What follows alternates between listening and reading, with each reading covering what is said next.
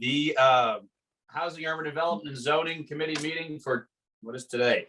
Thursday, June 9th, 2022 will be called to order. Madam Clerk, please call the roll. Alderwoman Davis. Present. Alderman Cone. Vice Chair Coder. Here. Alderwoman Boyd. Here. Alderman Ryan. Alderwoman Evans.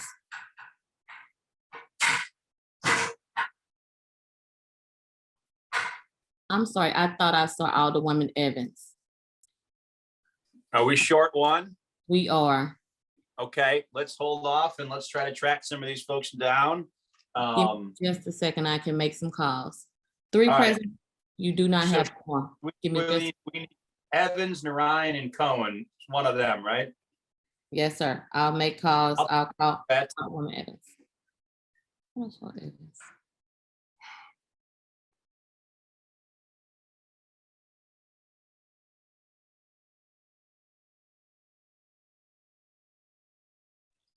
Alderman Ryan just showed up. perfect. 4 present, you have quorum. All right. Have we confirmed Alderman Narayan's here? Alderman Ryan, Okay. 4 present, we've got a quorum. All right, good afternoon, everybody. Okay, before we move to the agenda, let me just say for those watching at home, obviously in light of all the indictments and resignations in recent weeks, temporarily as vice chair, I'm chairing the committee. I do expect at some point there'll be a reshuffling of committee chairmanships, but in the interim, we have some important time-sensitive bills that need to get done.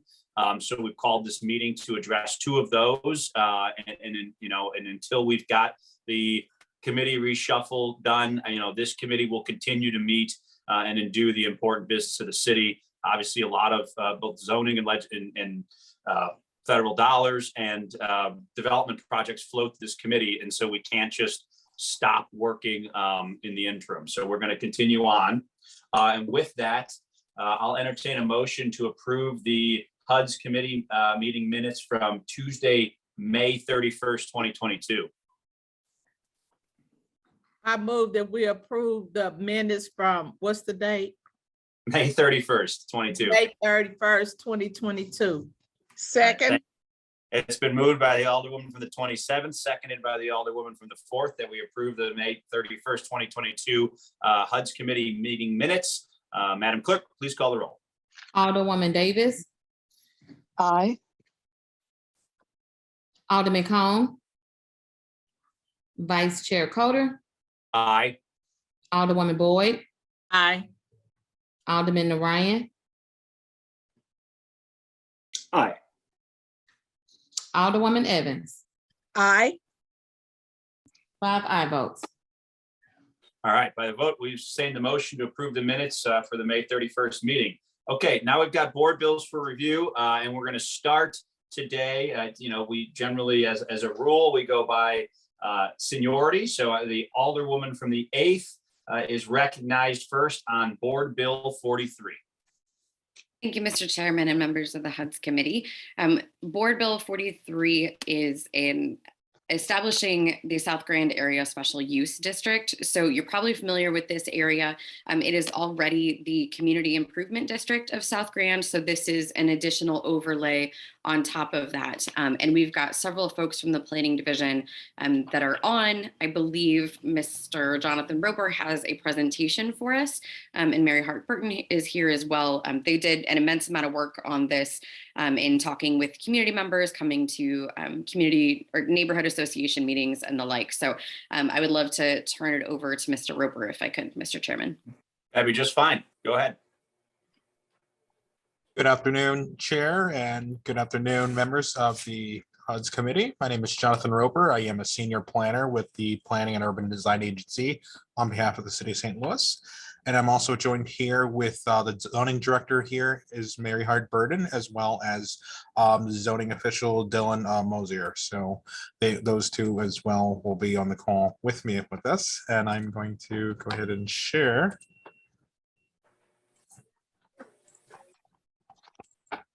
And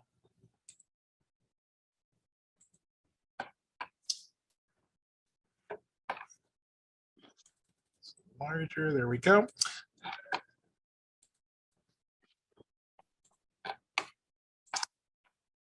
And is that visible for everyone to see? Looks good here. All right. So Board Bill 43 considers legislation to enable a special use district overlay zoning district along the South Grand Boulevard in the Tower Grove South and Tower Grove East neighborhoods. Under the special use district enabling legislation, a specific special use district may regulate changes in uses and new developments within a business-oriented commercial district, which assist in either the implementation or furthering a adopted plan or responds to well-defined health, safety, or general welfare issues. This area must also be at least 2 contiguous acres in size. The area, the underlying zoning in the area. So here's the district with the zoning map overlaid to it, and the SUD proposed boundaries are in black. And as you can see, the area is mainly zoned. The underlying zoning is commercial zoning of H area commercial, along with sporadic parcels that are both 2-family and D multifamily.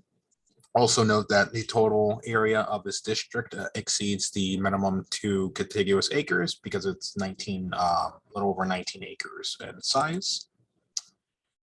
There are a number of planning activities in the area. So on the screen here, within the proposed SUD boundary, you also have in the light bluish green here, the South Grand Square Chapter 99 redevelopment area, which was approved in 2005 as of late to facilitate the development of the South Grand area, and hopefully into more productive commercial and residential uses. There are also arrows, green arrows going from left to right on the screen as well, and also down South Grand, so one north-south. That indicates the East-West Gateway led Great Streets plan, which looked to set a vision and a plan for the South Grand district to make it into a destination, attracting both residents, visitors, while also providing a safe place to live, work, and play. So that's what that plan in 2009, 2010 was trying to do as well. And we also have the boundaries of the South Grand SID district as well, which was formed to support businesses as well. The strategic land use plan, which is the city's general comprehensive plan that covers every single property with some type of designation. We looked at what that comprehensive plan said, and it looks like it's for the most part in the district. We have neighborhood commercial area that you see in pink, which looks to not only serve the immediate needs of the neighborhood, but also adjoining neighborhoods as well with different commercial needs. You also have a few other sloop designations like the orange, which is neighborhood development area, which looks for more, big infill development, and the blue is the institutional preservation development area, usually reserved for like religious institutions or universities and schools and stuff like that. So the staff did find in the process that this was in compliance with the sloop plan as well as the other plans as well.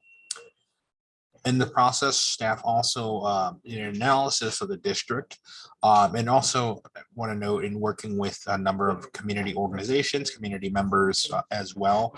The findings overall were that there were some difficulties in attracting new businesses just due to the persistent vacancy that exists in some portions of the area, or due to some existing undesirable uses or incompatible uses that exist in the district, some unattractive appearance in a district, and different perceptions of criminal activities in the district, whether that's from graffiti or just the abandonedness in some of the buildings, and also different illegal dumping that happens in the area.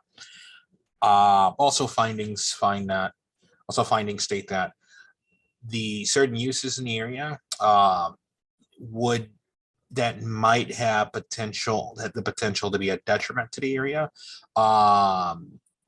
which if they were issued under a conditional use, that would actually allow the residents in the area to determine the scale of different business operations, like hours operation, on a case-by-case basis.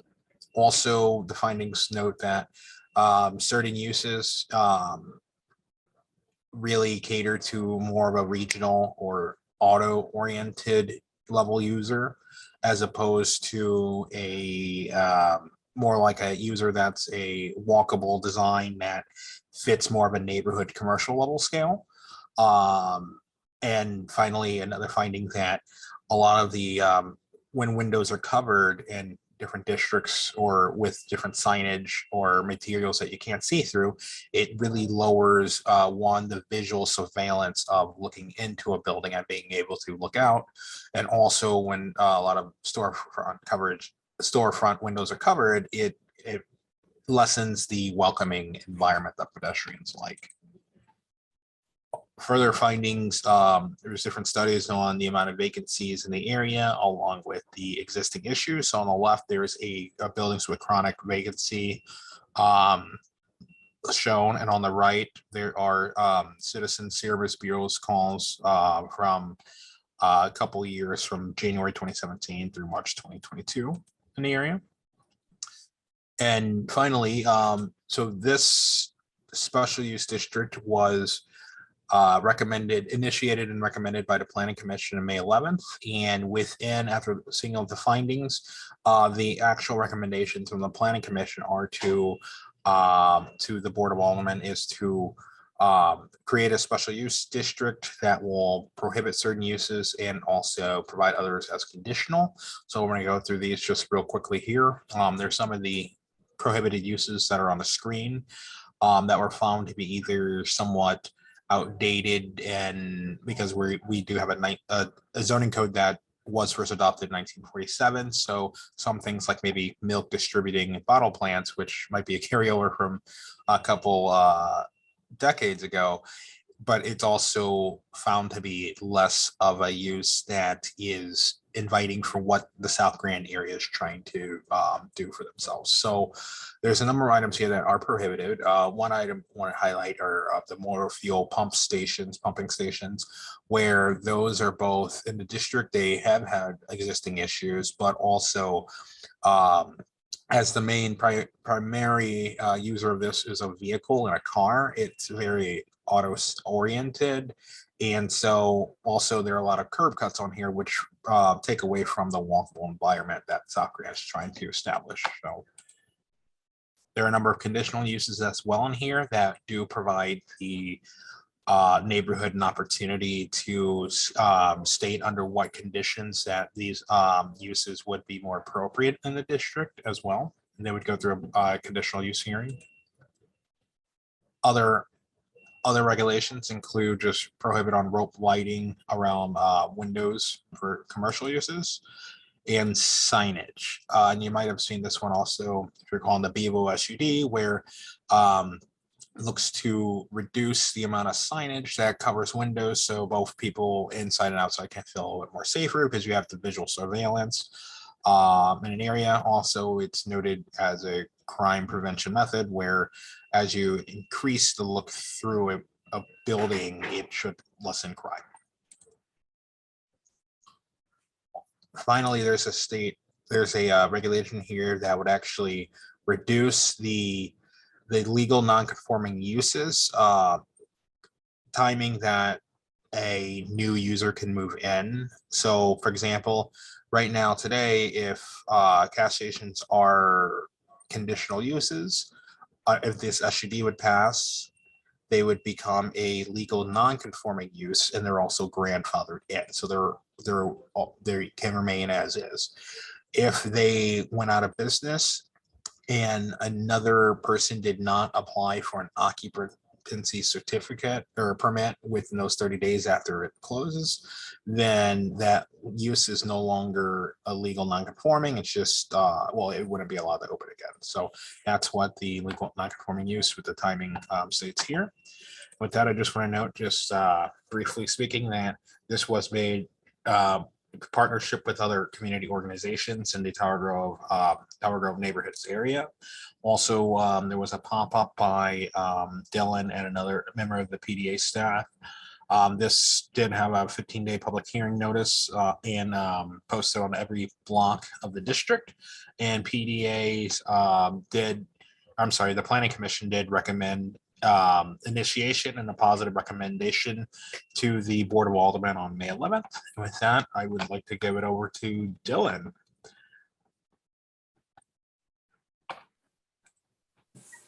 Yeah, thank you, Jonathan. Jonathan essentially covered just about everything. There was one other aspect that I want to add, and excuse me, good afternoon, everyone. Dylan Mosier with the city zoning staff. One other item I would note is that you'll see it in section 8B regarding signage. The SUD would also change the requirements or the allowances for the size of signage from the H area commercial district, which is a zoning district that is, more catered to regional and auto-oriented uses. It would change those regulations down, restricting it to the level of the F neighborhood commercial district, which is a pedestrian-oriented. So essentially things like channel letter signs and cabinet signs and even, wall decals and whatnot, that would reduce the amount of signage that businesses would be allowed, just so that we don't have those larger signs that are really after the car that's, potentially driving 40 miles, down the street and whatnot.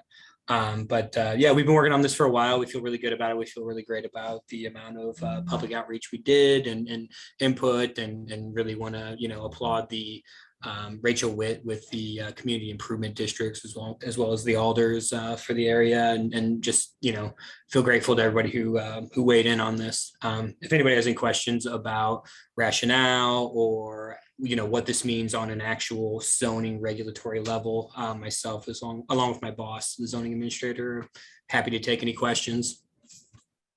Thank you, Mr. Mosier and Mr. Roper. That's very thorough and informative. I see our zoning commissioner is also on and sign up as a speaker. I'll defer to you, Alderwoman Rice, if you want to have any more speakers or go to questions. If our zoning commissioner has anything she wants to add, I'm more than happy to hear it. But otherwise, we're all here to answer questions if the committee has them. Mary, anything, or can we move to questions? You are free to move to questions. I agree with everything that. Great job. All right. We'll go down the list here. Alderwoman Davis. No questions. Alderman Cone. No, if he joined us. Nope. Okay. Yes, I'm here. Oh, you are there. Sorry. There you Yeah. go. No questions. Just I want to thank everyone. We've been working on a similar special use district in Dutchtown, and I know how much effort it takes on the part of neighbors, community organizations, and city staff. So just want to express my gratitude to everyone who's been involved in this process. Thank you, Alderman. Alderwoman Boyd. I'm confused on the gas station part. Could you walk back through with that? I'll jump in for a second, Alderwoman Boyd. So currently existing in the district, there are 2 gas stations that are being allowed to continue operating as legal non-conforming uses. So right now they're legal and conforming, but once we pass this, they will be non-conforming uses. But because they currently exist, we're going to let them continue to exist. But the piece that that Jonathan was detailing was that, so if one of them were ever to go out of business, if they're out of business for more than 30 days, then their grandfathered status goes away, and then it's no longer a permitted use. Does that make sense? Is that your question? Yeah. I was just confused trying to figure that out. Okay, thanks. Yep. Thank you, Alderwoman. Any other questions, Alderwoman Boyd? No, sir. Thank you. Okay. Alderman Narayan. No questions. Thanks for the presentation. Alderwoman Evans. No questions.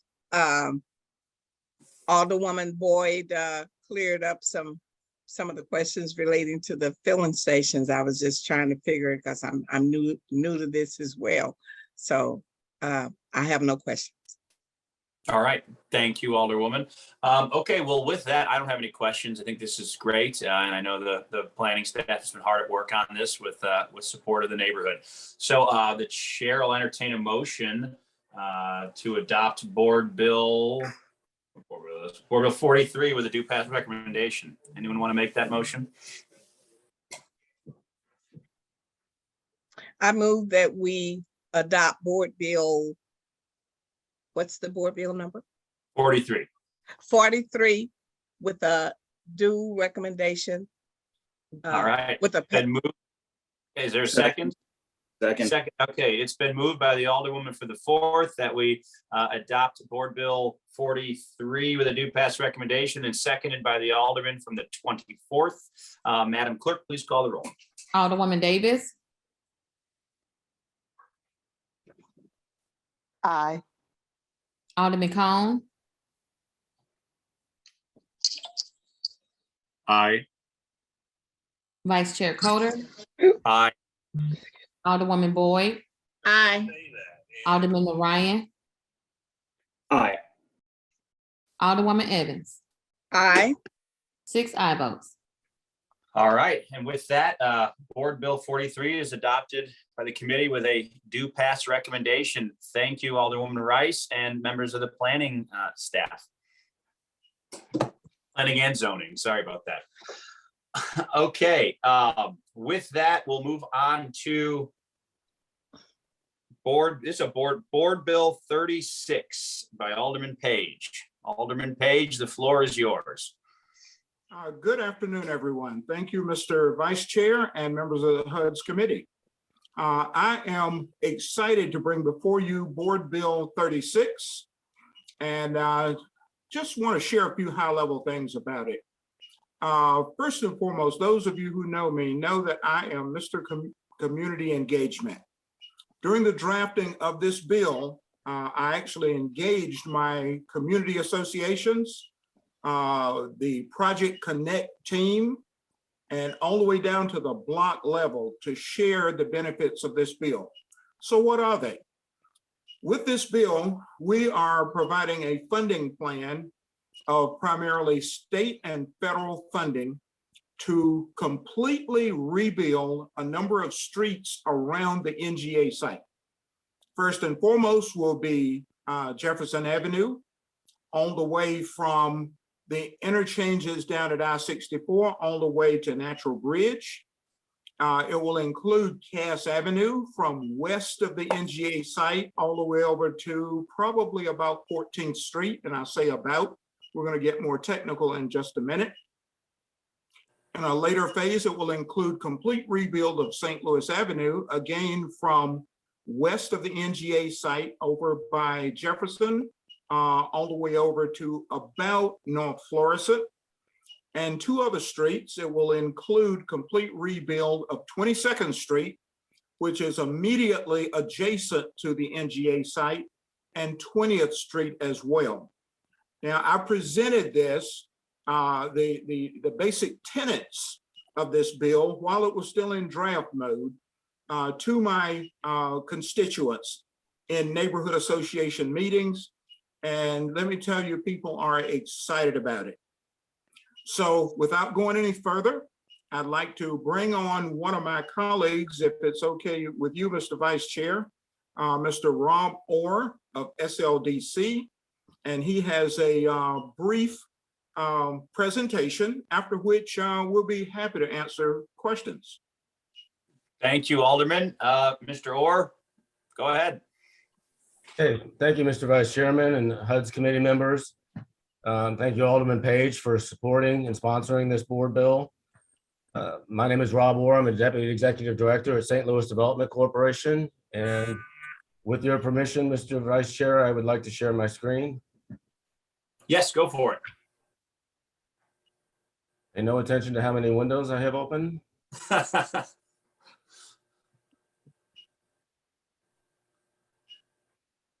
Can you see it? I'm not seeing it. I can see your presentation. Okay. Oh, there it is. Switch to my other.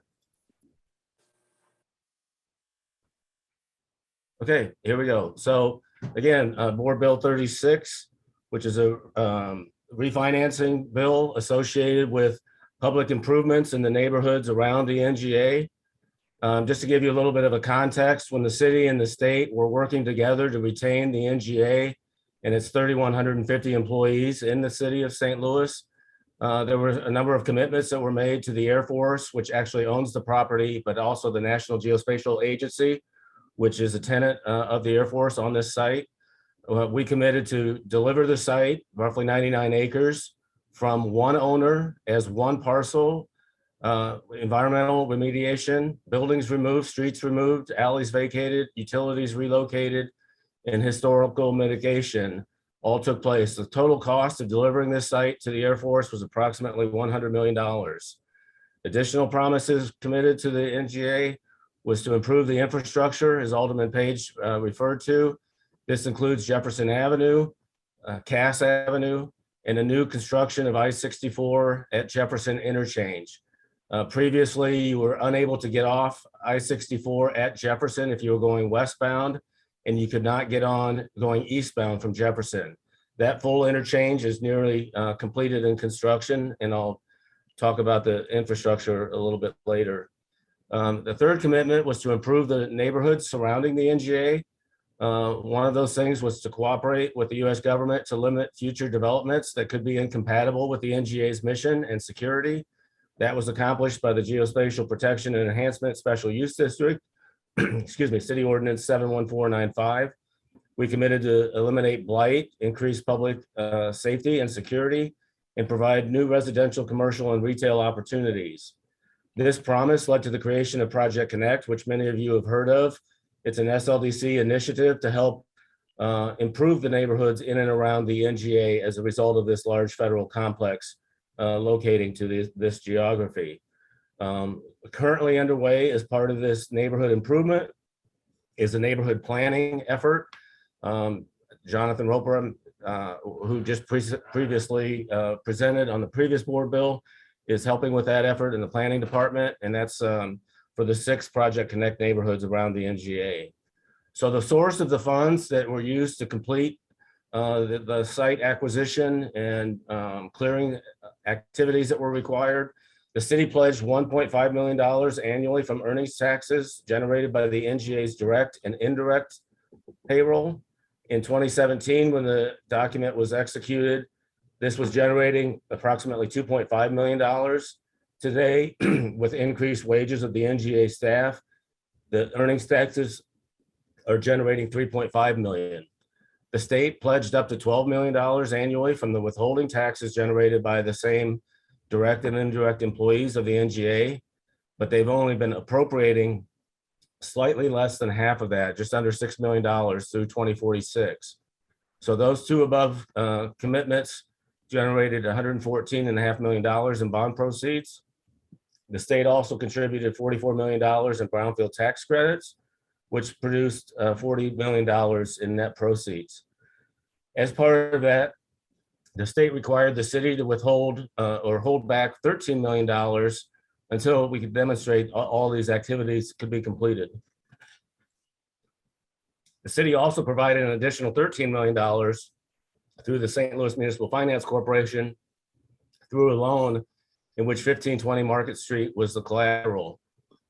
These additional funds were required because the city chose, in order to compete with St. Clair County, Illinois, to give the property to the Air Force, excuse me, instead of selling it.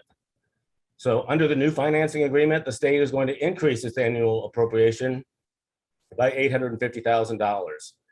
It requires, and the city must agree, to appropriate an additional $650,000. But the state will also release its hold on the $13 million from the brownfield tax credits that will allow the city to pay off its loan on 1520 Market Street. So these additional payments will generate $23 million in a new bond issue.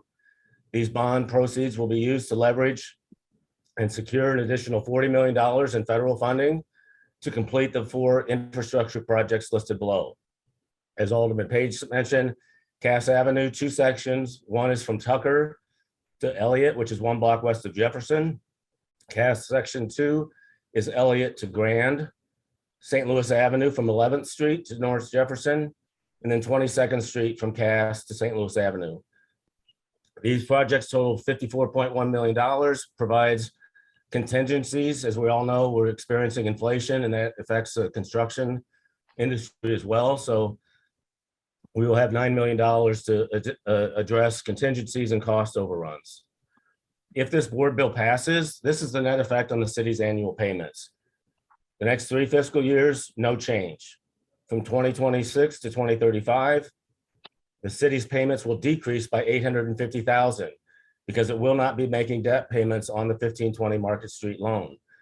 2036 to 2045, the payments will increase by $650,000. The net savings to the city through 2046 is $1.35 million in nominal dollars, but in present day value, that's actually a savings to the city of $3.5 million. Additional benefits to the city, the state will increase its debt service payments by $20.4 million, and the city pays off its $13 million loan. So these are the infrastructure projects that in green have been funded, subject to some cost overruns, which we're experiencing. Full interchange construction at I-64 in Jefferson. MoDOT is building that. It is nearly complete. It will be open this fall. I-64 at Jefferson City Streets. These are the streets in and around the MLS Stadium. As you know, the construction of that new interchange allowed some of the on and off ramps to I-64 to be eliminated. And that cleared and provided a new ground for which the MLS Stadium and its practice complexes are now being constructed. And all that was made possible by rebuilding that interchange at I-64 in Jefferson. Jefferson Avenue corridor, which really comes from, it starts all the way down at Shoto and goes all the way north to Natural Bridge. The first part of that is already contracted. That work will begin soon. The second piece is from Market up to Natural Bridge. That is currently out for bid. I believe bids are due next week. 20th Street from Market on the south to St. Louis Avenue in the north. This is a project that is currently in the design phase. We also contributed monies from the previous bond issues to do the neighborhood planning effort. And the streets that are shown in blue here are those that I mentioned that we will leverage these new proceeds to complete in the future. And then I want to just finish up with the fact that, you know, while the NGA was the catalyst for all of this public infrastructure dollars that are being spent in this geography, it really serves a much broader audience than just the NGA's 3,150 employees. So if you look at the 2020 census in the neighborhoods around the NGA, the Project Connect neighborhoods, there's 14,518 residents that will benefit from these infrastructure improvements. In downtown West and Midtown, there's another almost 12,000 residents. And if you look at the employment counts in the Project Connect neighborhoods, 3,700 employees, and in the downtown West and Midtown neighborhoods that benefit particularly from the interchange project and the Jefferson project, 35,000 employees. So this benefit to the city is significantly greater than it is just to the NGA. The NGA was the catalyst that we were able to tap into these funds to keep the employees and to make these public infrastructure improvements. But as you can see, a significantly greater population benefits from all of this work. So with that, I will entertain any questions. I know that also on the call are Mark Spikerman and Charles Salisbury, who are co-bond counsel, and Gina Martin with Stiefel, who will be the bond issuer. And the mayor's chief of staff, Jared Boyd, is also on this call, and I believe he would like to say a few words. So with that, I will stop sharing my screen unless anyone wants to refer to any slides. Thank you, Mr. Orr. Why don't we hear from Mr. Jared Boyd, and then we can take questions unless the alderman has anyone else that wants to speak. No, that's a good plan. All right, Mr. Boyd. Thank you, Alderman Coder and distinguished members of the committee. I will be brief. I think Alderman Coder made light of the way the world has changed over the course of the past 2 weeks. And in light of that, I do want to highlight that, yes, there are calls to provide additional scrutiny on development deals in our real estate transactions in the city that are done on an ad hoc basis. And I think we're hearing those calls from many different places. But want to just distinguish this bill and this project and some of those ad hoc bills. The NGA project and these commitments are the result of the city and state responding to a competitive federal procurement process. This was not done, this was all done above board, and these are promises that were entered into to both retain and expand jobs and earnings tax revenues in the city of St. Louis. So while we agree that there should be additional scrutiny with ad hoc development deals, we do not feel that this is the type of board bill or development deal that falls into that category. This is, like I said, a commitment that was made in response to an open and competitive federal procurement process. With that being said, this is something that our administration thinks is important and time sensitive, and would, with that, relinquish my time and thank you all for an opportunity to speak on this important board bill. Thank you, Mr. Boyd. Appreciate your comments. And I think the short order is this is above board and this is very important. So let's go to the committee and see who's got questions, starting with Alderwoman Davis. Thank you, Mr. Vice Chair. I do know that as we look at projects like this and other projects that have been in the making with preparedness for some as long as 5 years, going back and forth with the various committees of oversight in the executive branch, we will ask questions and we will be concerned on behalf of the residents of the city of St. Louis. But knowing that we have all these checkpoints and probably will have some additional ones added, that we still need to move the city forward. We are in a critical time now. Investments are high, and we have to take advantage of that. So I'm excited about this project. Believe me, all that will benefit from it is so much needed. Even if the NGA wasn't there, it was needed. So I want to thank everybody for all the work they've done on this, and I'm looking forward to seeing it. And I'm definitely looking forward to making sure that we have the minority participation level that is respectable on behalf of the city of St. Louis. Thank you. Thank you, Alderwoman. Alderman Cone. I don't have any questions at this time. All right, Alderwoman Boyd. I have a question. Has anyone had communications with Comptroller Darlene Green in regards to this bond? I can. Go ahead, Mr. Gore. Yeah, I can address that. This board bill has already been heard by the E&A committee. And Mark, I don't know if you got anything to add on that, but it wouldn't have passed out without the comptroller's support. That is correct, Rob. This is Mark Spikerman from Gilmore and Bell. I'm co-bond counsel along with Charles Salisbury. And prior to it going to E&A, the comptroller and her office staff were briefed on it. Okay. And Charles, go ahead.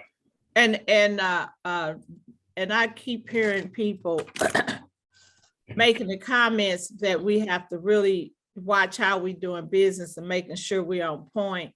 And so an alderperson had asked a question of someone on another committee if they have had any donations given to them with this. So Alderman Page, have you had any donations from any of these people? I have had not only no donations, but I have had nothing given to me of value, cash or otherwise, as a process of working through this bill, introducing it, and presenting it to you today. So the answer is an unequivocal no. Thank you, sir. No more questions. Thank you, Alderwoman. Alderman Ryan. Thank you, Vice Chairman. First, I just want to apologize to the Alderman from the 5th. I know that he reached out to me prior to this hearing, and I wasn't able to connect with them. So I just wanted to say sorry about that. I know in general, there's been an appetite in the last few days, at least, to really slow a lot of these projects down coming through SLDC and getting more eyes on them, make sure everything's above board. But given the specifics of this particular project, I will be supportive of this today and just want to thank everyone who has been involved. Thanks. Thanks, Alderman. Alderwoman Evans. Thank you, Mr. Vice Chair. I have no questions. And I also will be in support of this bill as well. Okay, thank you very much. With that, Alderman Page, any closing remarks before we take a vote? Only that, as I shared earlier, I'm really excited to bring this forward. It has been thoroughly vetted, thoroughly thought through, and most importantly, I have shared the provisions of this board bill with all of the neighborhoods surrounding the NGA site, those in the fabulous 5th Ward and those in Ward 3 and other wards, because I wanted to make sure that everyone surrounding those 6 neighborhoods had the full information. So with that, I would certainly appreciate the HUD's Committee's votes in favor of Board Bill 36, and I would appreciate it being passed out with a do pass recommendation. Thank you, Alderman. All right, with that, unless there's any other questions from members of the committee, the chair will entertain a motion on Board Bill 36. So moved. What are we moving? Second. To adopt? Hold on. What's the motion? I move to adopt this bill with a do pass recommendation. Second. It's been moved by the Alderman from the 24th, seconded by the Alderwoman from the 4th, that we adopt Board Bill 36 with a do pass recommendation. Madam Clerk, please call the roll. Alderwoman Davis, Aye. Alderman Cone, Aye. Vice Chair Coder, Aye. Alderwoman Boyd, Aye. Alderman Ryan, Aye. Alderwoman Evans, Aye. 6 aye votes. All right, by our vote, we've sustained the motion of the Alderman from the 24th and adopted Board Bill 36 with a do pass recommendation. Thank you, Alderman from the 5th, and all the city staff and bond council who attended today. Moving along our agenda, committee discussion. I don't believe we have any. No. Announcements. Does anyone have any announcements, members of the committee? All right, seeing none, we'll move to excused Alderman. Who's not? Is everybody here? Everyone is present. How about that? Oh my gosh. All right. And then I guess with that, the HUD's committee meeting for June 9th, 2022 is adjourned. Thanks, everybody.